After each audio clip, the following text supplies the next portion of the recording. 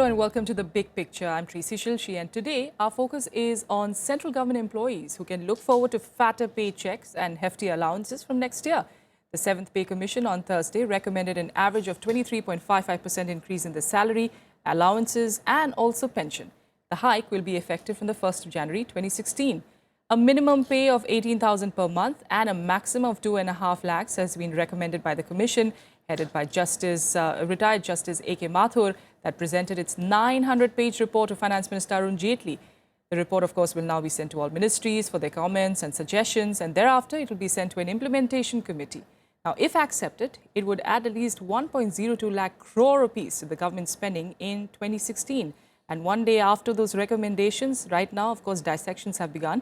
And to help us understand those implications, we have, of course, in studio this evening, we've got Santosh Kumar Mehrotra, Professor of Economics at JNU.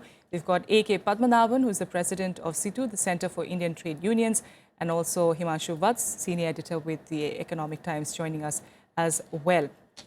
If I could start with you, Mr. Vats, like I said, the dissection has begun, the pros and cons of really what took place yesterday, the recommendations as well.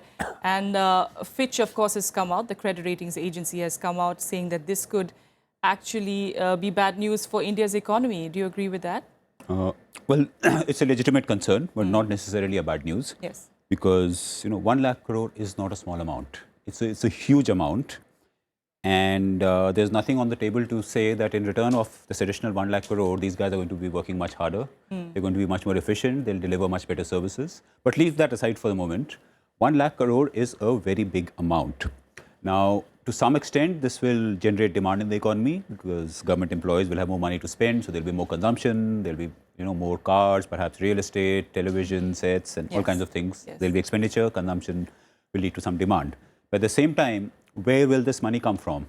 The two things that are possible. One, the government cuts investment in expenditure on good investments, on making roads, bridges, infrastructure, and diverts it here. Then it's very bad news for the economy. The other thing is if it changes the fiscal targets, if there's less fiscal discipline, then again that's not very good news. So we should wait for more clarity on how exactly is this going to be funded. Where's the money coming from? So it's a twin-edged thing. It's a double-edged thing. It will boost consumption. There'll be, a lot of shopping, a lot of turnover. That's good. But where the money is coming from, that's a question mark. All right. So, Padmanabhan, these concerns, are they valid? How it's going to be affecting the Indian economy? But do you think like 10 years in the making, it is high time for a hike in salary? Surely, anybody in this country working for any establishment who is proud of his job will demand his share or her share. And that way the government employees, not 1 or 2 or few thousands, it's lakhs of employees and pensioners, that's a commitment from the nation to the employees. They are eligible, and this 10 years is a long period in math. And the way everything is going up. And that's a genuine demand of the employees.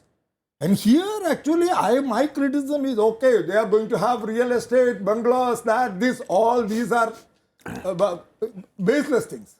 See, if 18,000 as minimum wages in this country is not such a big amount, and it is unjust also to fix it at 18,000. Okay. That's my point. All and right. That has been our demand, that at least today, to have, what is the basis? Worker, his or her spouse, and 2 children, and 3 adults. 3 adults in the family, no parents, nothing, nobody. And so as if they are grown like that. Worker, spouse, and 2 children. 2 children should never grow up, and till he is 60, they should remain as half. And so on this basis, the 18,000 is calculated. And I have more details on that. What the Justice Mathur says, it is done on a calculation by Dr. Ackroyd and all that. But the whole thing, this 23% also, what you also, Anchor also said, is not correct. Because actually, what is the minimum wage that they are getting? Now, 18,000, the increase is 2,250 rupees from the present wage that they are getting. It's only 14.69 or 14.7%. It's not even 15%. And then how they have calculated 23%? What will be the total amount that will be spent 1,02,000 crores? From that, they have derived this, that there's going to be an increase of 23%. How many workers will get that? Even the earlier pay commissions, 5th or 6th, many of these anomalies created out of that is still pending. And so only people look at 1 lakh crore, but every budget 5 lakh crores, 6 lakh crores is being given as tax forgone to the capitalists, Indian and multinational. Nobody thinks about that, from where the money is coming, why that money is being given, what are all the concessions, how tax concessions have been given, how the finance minister himself says that so many concessions will again be given. That is all for the country. When it comes to the wages question, when it comes to a wage policy, this country has so many policies, but never a wage policy. 68 years of free India has no wage policy. I think a lot of the criticism also, Mr. Padmanabhan, coming from the fact that, you have this 24% hike. Yes, it looks small considered to the 35% hike that we saw 10 years back. But it's also, all hikes, aren't they based on performance? I mean, that is what, in a sense, right now, what has been, Professor Mehrotra, if you could shed light on that, a lot of criticism also coming in on the fact that, where is the governance? But, why do they deserve this hike? What has changed in the past 10 years? What spectacular work have they done that, the government employees need to get such a big hike? Because if they're trying to go on par with private players, private players, of course, get paid more, but then that is a lot based on performance as well. Private players get more only at the top of the private salary distribution. At the bottom of the private salary distribution, private workers workers in the private sector receive much less than government workers. And I think it's important to emphasize this, that a driver in the government is likely to get about 25,000 rupees, while in the private sector it might be half of that. And he will still get perhaps a 3% increase in addition, per year. An increment, of course, takes place. They get a dearness exactly allowance. Inflation adjustment. There'll be a dearness allowance, and there will be an increment. And of course, the most important difference of employment in the government as opposed to the private sector is that they have social security, and in the private sector they don't. In fact, 93% of India's workforce doesn't have any access to social security, while only 7%, which includes the formal organized private sector and obviously the government sector, have some form of pension, life insurance and benefits. Now, I think several points have been made, and let me touch upon on the ones which have already been made. How will this be paid for? I think it's a very legitimate question that Himangshu asks.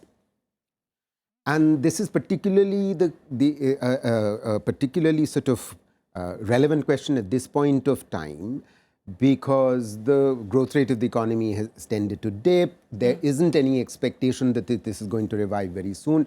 But that's a slightly different issue. I think the way governments pay for their own costs is through tax revenues, mainly through tax revenues. Now, in the last 25 years since economic reforms began, unfortunately, the tax revenue to GDP ratio has actually remained pretty much stable. It rose up to about 18% in the year 2007-8, and since then it fell again. Okay. Now, that's no good news. So the question that Himangshu asks about the ability of the government to actually pay for this remains in question. So if, for instance, the governments, both central and state, were mobilizing more additional revenue, then the ability to pay would be much greater. Let me turn to the other issue about the entire sum of 1,02,000 crores that this current, without the university pays, because after all, central university sort of payments are not included in this. Public sector undertakings are not included in this. And when you start including all this, the amount is likely to rise quite significantly, because currently it's only 0.65% of GDP. It will rise to probably 1% of GDP. And when you take on the state governments as well, the pay commission's implementation in the state governments, then it's probably going to rise to about, 1.5% of GDP. Additional Yes. public expenditure. And this will be, continuous. It's not going to sort of drop off suddenly. So, the legitimate question remains, how is it going to be paid for? And the only way it can be paid for, it can't be paid for through increased fiscal deficit. Yes. It has to be paid for by generating tax revenues. So that's absolutely important. Just to give you a sense of how much 1,02,000 crores compares to some other very major expenditures in our country by the central government. Manrega costs the government only 35,000 crores. This is an increase of 3 times as much, and this will be annual.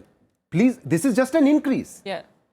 The cost of salaries is well above that. You understand? I have estimated, for instance, that you can ensure social security for all unorganized sector workers in our country who are below the poverty line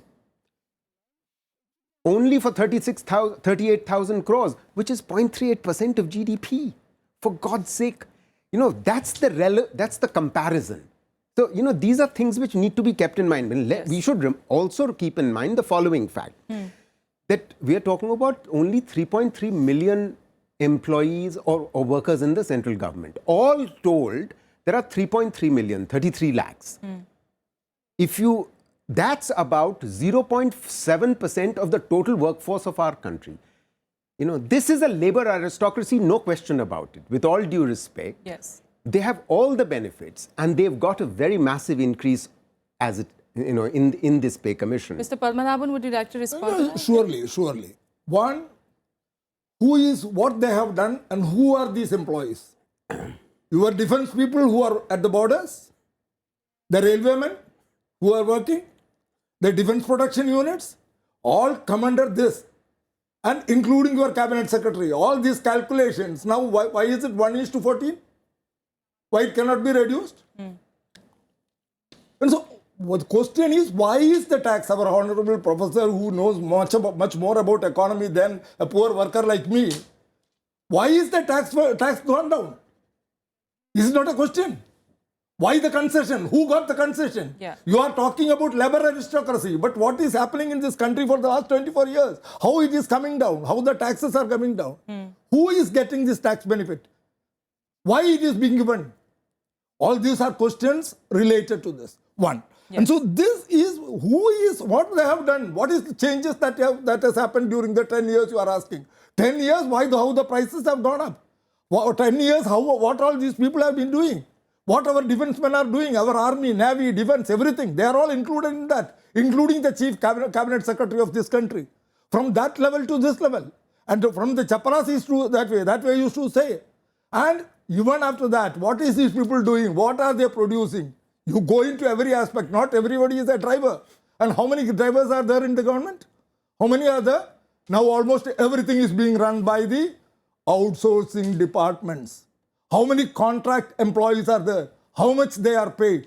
Even you talk about the postal department, Honorable Professor and Himangshu, he will also know. 3 lakhs GDS people are there, Gramin Dak Seva. We don't want any postal department in this country? Can it leave to all the multinational companies, the courier services? Who will do all these things?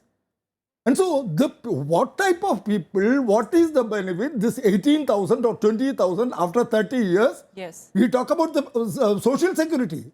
But after 2004, whoever are joined, they have to pay for their pension, not the other thing. And so, what has happened is that when this come out total, about 75 lakhs of people, not only the percentage of workers who are there, there's a commitment to pension to the earlier pensioners, those who served this country. Yes. Including all that. And so if you calculate, don't do all these things and say this big figure, and that big figure and the campaign that media can take, and all the honorable, educated, well-informed experts, they run after these people without knowing what is the reality. Not without knowing. They have an agenda. The media, the people, the so-called experts, everybody has an agenda, and they don't open their mouth when these concessions are given to the upper reach, All the right. investors. the corporates. All right. I'm being told that we're also joined by BJP MP Arjun Meghwal on the phone line as well. Mr. Meghwal, you're just joining in, of course, this debate. We're talking, of course, about, the pay commission recommendations. Are they actually feasible in the current economic scenario? What is the government saying? Because Mr. Arun Jaitley is, of course, saying that, it's not going to be affecting GDP. It won't be affecting, finances as such, the exchequer. But if you could give us a clearer picture of what the government's planning to do. The recommendation of the 7th Pay Commission, government received just now, and definitely we will discuss in detail in cabinet also. There may be a committee that will also discuss detailing in item-wise. The finance minister categorically told to the media that the GDP will not affect. But definitely, 6th Pay Commission has, I think, affected, so many social sector issues. The 7th Pay Commission, the government is definitely thinking that our social security issue, our growth issue, our development agenda should not be affected, even though there is a pay commission recommendation. So we have to obey that also. So we have to make a balance between pay commission recommendation and our development agenda. All right. Mr. The subject, Yes. the balance between development agenda and pay commission recommendations. The development agenda itself actually requires more government workers.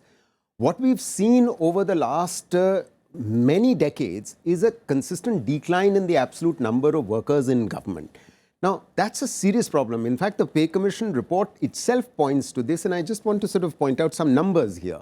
And it's an actually shocking contrast. If you compare the number of central government workers in India to the United States per lakh of population, in India it's in the United States, it's 668. In India, Yes, it's 130, 139 or something.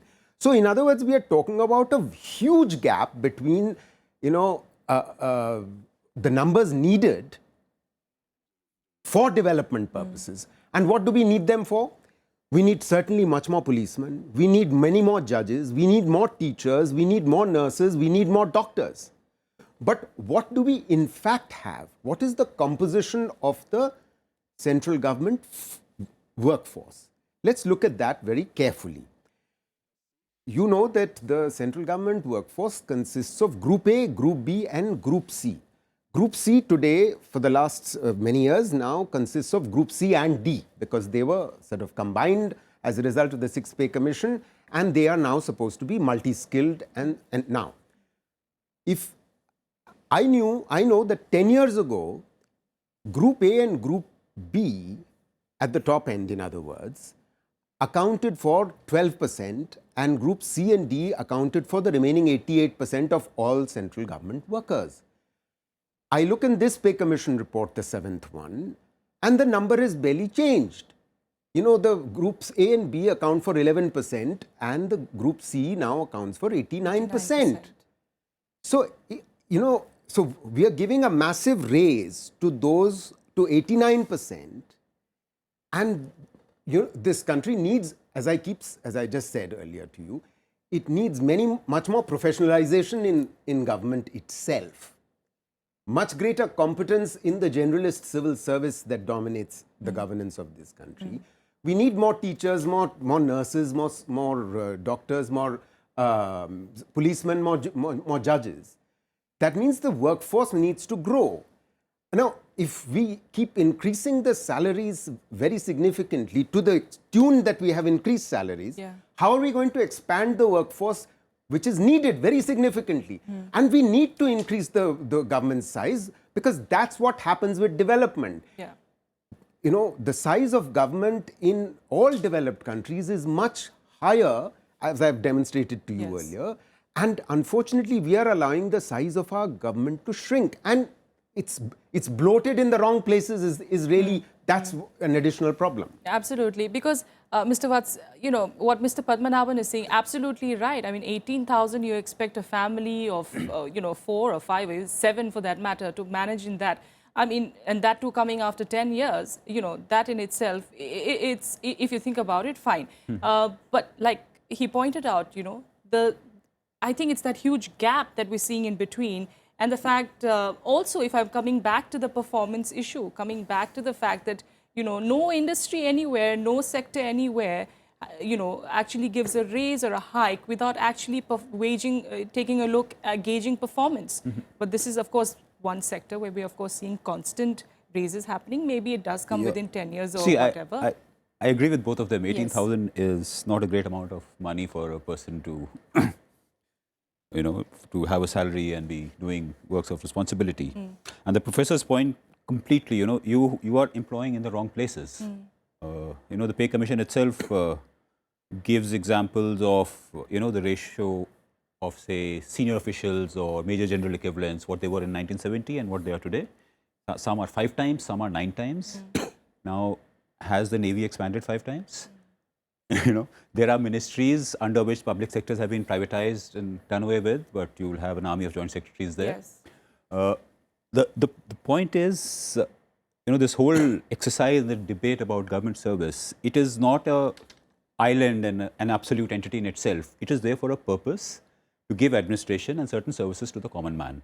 So I'll repeat the point I made in the beginning, that if you are paying more, and I don't buy the 10-year argument, because in these 10 years, DA has completely compensated inflation, which has happened only in government service. You know, most people don't even get that. So, you know, the basic point about the service you give to the citizen, and this was raised in a previous pay commission, I don't know whether it was the 5th or the 6th, one of them said, you know, you have to look at what these people are doing. There are many cases, you know, one batch is getting promoted, so somebody is of a particular rank, you upgrade that rank, individual for that individual.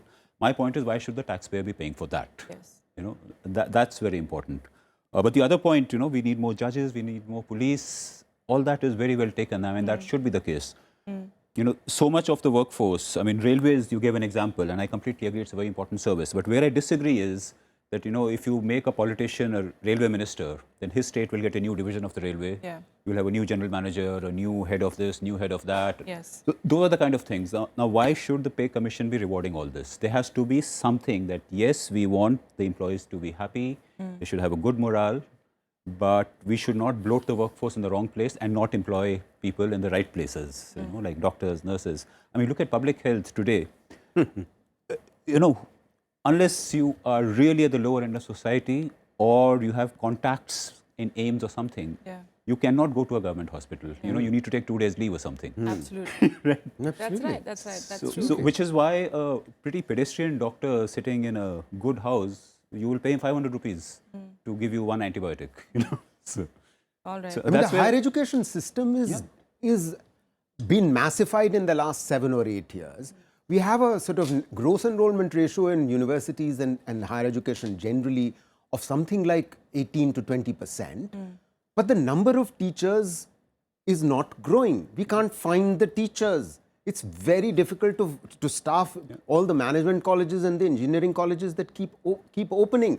We need more teachers. Yes. Not just in higher education, we need them in secondary schools, and vocational education is expanding very rapidly. This country needs, you know, many more vocationally trained instructors, and we can't find the vocational teachers. In fact, we need more universities. Why do we have only one JNU? I agree with you.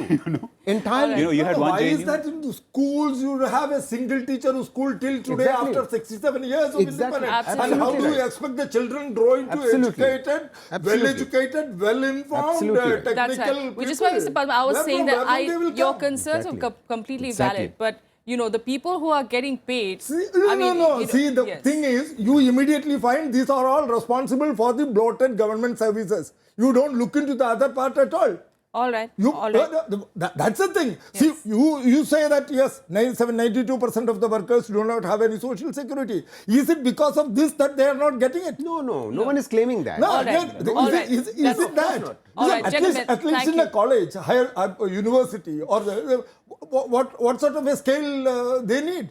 All right. They should be paid for that. Absolutely. All right. That's all we have the time for. Thank you so much. Of course, recommendations just coming. We'll have to wait and see, of course, how the government is trying to tackle it. At the moment, of course, saying that it is not going to be affecting, fiscal deficit targets. So we'll have to take the word for that for now. We'll keep an eye out, of course, on these developments here. Thanks so much for joining us.